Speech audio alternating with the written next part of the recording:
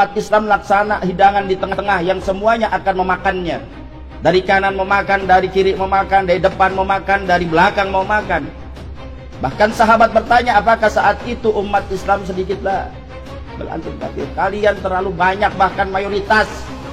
Tapi mayoritas kalian laksana buih di tengah lautan. Kenapa? Nggak punya prinsip dalam berakhirat, nggak punya prinsip dalam beragama, gampang terombang-ambing. Bahkan ulamanya pun sudah terbelah, terbagi dua. Ada ulama su' dan ulama khair. Siapa ulama khair? Ulama yang menuntun kita pada jalan kebenaran. Ulama yang berani mengatakan yang hak itu hak, yang batil itu batil. Ulama yang akan dibenci, dicaci maki oleh orang-orang munafik dan orang-orang kafir. Itulah ulama-ulama khair yang wajib bagi kita untuk mengikuti mereka, saudara. Dan siapa ulama-ulama su'? Ulama-ulama yang hanya memikirkan dirinya, memikirkan kelompoknya, memikirkan organisasinya saja. Dia tidak akan pernah marah ketika agamanya dihina. Dia tidak akan pernah marah ketika nabinya dinistakan. Dia tidak akan pernah marah ketika kitab sucinya dilecehkan, saudara. Itulah ulama su'. Mengapa ada ulama su'? Apa yang menjerat mereka? Ya, sebab mereka sudah terkena al-wahan. Ma huwal wahan? Hubbud dunya wa karahiyatul maut. Terlalu cinta kepada dunia dan takut akan kematian. Terlalu cinta kepada materi, terlalu cinta kepada jabatan, terlalu cinta kepada nama besar. Wa karahiyatul maut, takut akan kematian, takut nggak makan, takut nggak dipanggil lagi ceramah kalau keras-keras dan kencang-kencang, takut nggak masuk TV lagi, takut hilang popularitasnya, menegakkan kebenaran dan keadilan dia takut sama sekali. Itulah ulama su'. Yang dia pikirkan hanya bagaimana dapat jabatan. Dia nggak pedulikan lagi kanan kiri saudaranya. Dia nggak pikirkan lagi bagaimana umatnya. Dia nggak pikirkan lagi bagaimana agamanya dinistakan dan lain sebagainya.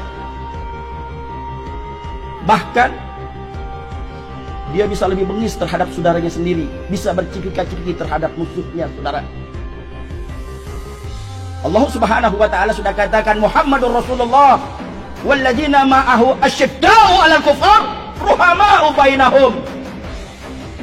Muhammad adalah utusan Allah dan orang-orang yang bersama beliau wajib hukumnya bertindak tegas terhadap orang kafir. Ruhama'u bainahum, dan saling berkasih sayang di antara kalian. Jangan terbalik, saudara. Ama saudara sendiri bengisnya minta ampun, ama saudara sendiri luar biasa, su'uzunnya luar biasa, fitnahnya luar biasa. Tapi terhadap orang-orang kafir, bahkan kafir harbi, mereka bisa cipika-cipiki, mereka bisa bekerja sama hanya untuk kepentingan dunia saja, saudara. Bersatu. Apapun mazhab kita, apapun keturunan kita, selama negakkan kebenaran dan keadilan, ayo kita bersatu. Kulli haq walau kana murran, kata Nabi. Katakan yang hak walaupun itu pahit. Katakan yang hak walaupun kau akan difitnah. Katakan yang hak walaupun kau akan dipenjara. Dan katakan yang hak walaupun kau akan dibunuh. Tidak lain dan tidak bukan, kita kudu bersatu. Dan saya ingatkan kepada pemerintah Republik Indonesia, jangan suuzon terhadap umat Islam. Jangan terlalu a priori terhadap ulama-ulama yang istiqomah, yang ingin menjaga negara kesatuan Republik Indonesia. Ulama-ulama tidak akan melakukan bongkot, pemberontakan dan lain sebagainya. Tidak. Kenapa? Karena ulama-ulama sadar yang memerdekakan bangsa dan negara adalah para ulama, kiai, habaib dan santrinya.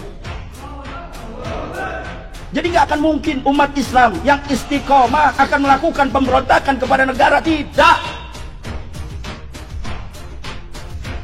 Karena aset saham terbesar negara Republik Indonesia adalah umat Islam. Kenapa begitu takutnya terjadinya Islamofobia dan lain sebagainya? Kok kita bisa diatur-atur oleh mereka yang minoritas, oleh para cukong-cukong, para konglomerat-konglomerat yang notabene adalah ingin menghancurkan bangsa dan negara kita. Dalam segi ekonomi tadi sudah dikatakan Indonesia ini nggak mungkin jadi miskin, tapi saat ini jadi miskin. Kenapa? Kita tidak pernah mau bersyukur kepada Allah, jauh dari syariat Allah, meninggalkan bagaimana ajaran dari baginda Nabi. Jauh dari itu semua.